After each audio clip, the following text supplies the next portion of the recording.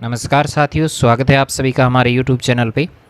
तो आज हम जो बात करेंगे आरपीएससी द्वारा जो सीनियर टीचर है यानी वरिष्ठ अध्यापक के लिए जो फर्स्ट पेपर रहेगा जीके का पेपर, उसका जो सिलेबस है उसको लेके मैं बात करूँगा। सबसे पहले बात करें तो राजस्थान का भौगोलिक, ऐतिहासिक, सांस्कृतिक और सामान्य ज्ञान की हम बात करें, इसमें आपको पढ़ना है राजस्थान की भौतिक विशेषताएं, उसकी जलवायु, जल निकास, वनस्पति, कृषि, पशुधन, डेयरी विकास, जनसंख्या वितरण, वृद्धि और साक्षरता। जनसंख्या में ये वितरण है, वृद्धि है, साक्षरता है, लिंगानुपात है, जनजातियां हैं, उद्योग और उनके जो प्रमुख पर्यटन जो अपने राजस्थान के हैं उनको लेके जो है सवाल आएंगे आपके।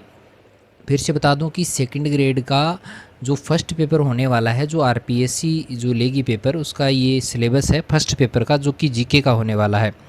आगे बात करें तो यहाँ पे राजस्थान की जो प्राचीन संस्कृति और सभ्यताएं हैं उसमें आपको सभ्यताओं में जो है आपको कालीबंगा, आहड़, गणेश्वर और बैराठ, ये 4 सभ्यताएं आपको पढ़नी है, बाकी नहीं पढ़नी है। 8वीं से 18वीं शताब्दी तक राजस्थान का इतिहास में आपको गुर्जर प्रतिहार पढ़ना है, अजमेर के चौहान है, दिल्ली सल्तनत से संबंध किस किस के, भाई मेवाड़ है, रणथंभौर, जालौर, इसके दिल्ली सल्तनत से जो संबंध है वो आपको पूछे जाएंगे। राजस्थान और मुग़ल जो है उसमें आपको राणा सांगा पढ़ना है, महाराणा प्रताप पढ़ना है, आमेर के मान सिंह को पढ़ना है, चंद्रसेन, बीकानेर के राय सिंह और मेवाड़ के राज सिंह को आपको पढ़ना पड़ेगा। आगे बात करें राजस्थान के स्वतंत्रता संग्राम की बात करें तो यहाँ पे 1857 की क्रांति पढ़ेंगे, राजनीतिक जागरण या जागृति जिसको कहेंगे वो पढ़ेंगे, प्रजामंडल आंदोलनों को पढ़ना है, किसान आंदोलनों को पढ़ना है और आदिवासी आंदोलन आपको पढ़ने पड़ेंगे। चलिए आगे बात करें तो राजस्थान का एकीकरण आपको पढ़ना पड़ेगा।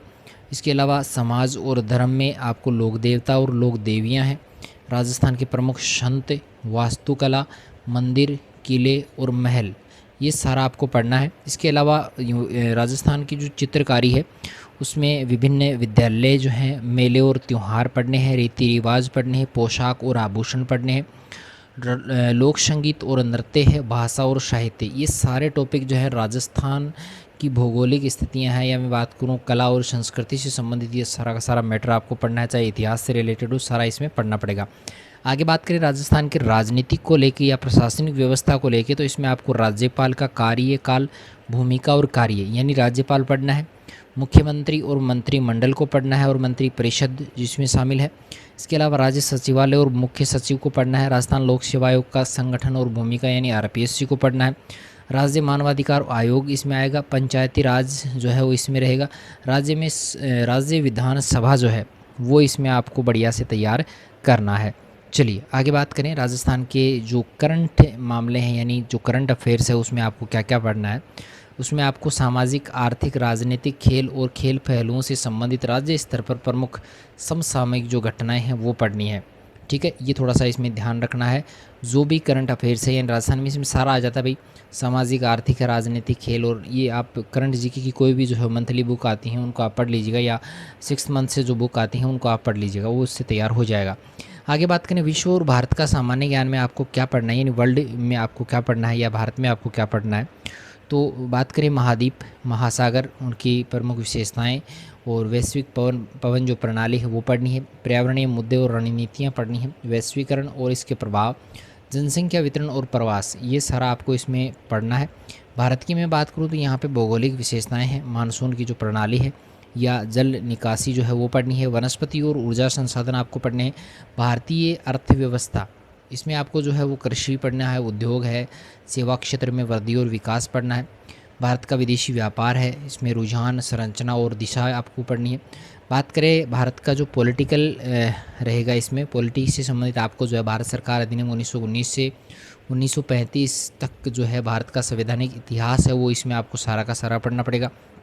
इसके अलावा भारतीय संविधान में अम्बेडकर की भूमिका है, संविधान निर्माण है, प्रमुख विशेषताएं हैं, मौलिक अधिकार हैं, मौलिक कर्तव्य हैं, राज्य की नीति निर्देशक तत्व जो है वो आपको इसमें पढ़ना पड़ेगा। आगे मैं बात करूँ तो भारत का राष्ट्रपति और प्रधानमंत्री ये दोनों पढ़ने हैं, राजनीतिक दल और उनके जो दबाव समूह हैं उनको आपको बढ़िया से देखना है।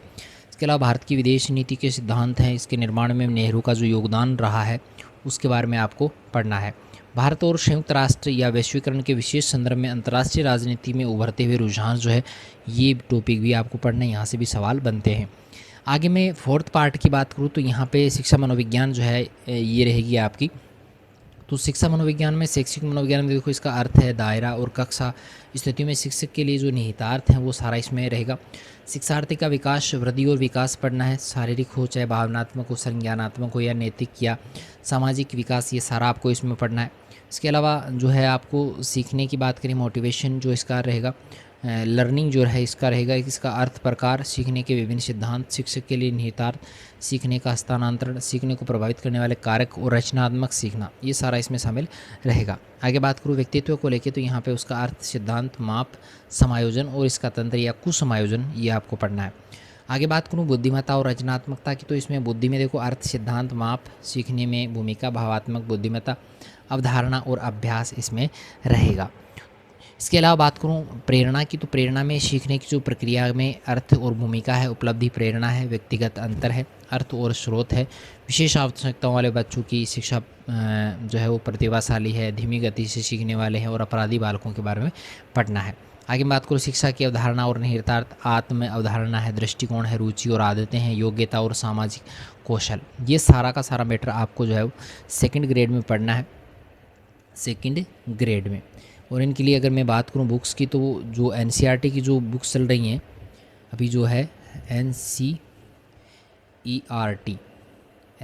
की जो बुक्स चल रही हैं वर्तमान में, एनसीईआरटी की जो बुक्स हैं वर्तमान में जो चल रही हैं उनमें से आपको पढ़ना है। और उनमें से जो प्रश्न बनते हैं वो सारे मैंने वीडियोस भी कुछ डाल रखे हैं, ठीक है। तो एनसीईआरटी की बुक्स को आप ज़्यादा तवज्जो दें, वहाँ से ज़्यादातर सवाल जो है वो पूछे जाते हैं और आजकल सीधे सवाल नहीं आते, घुमा के सवाल आते, तो उस तरह की तैयारी आपको करनी है। चलिए मिलेंगे नए वीडियो के साथ में, तब तक के लिए थैंक यू।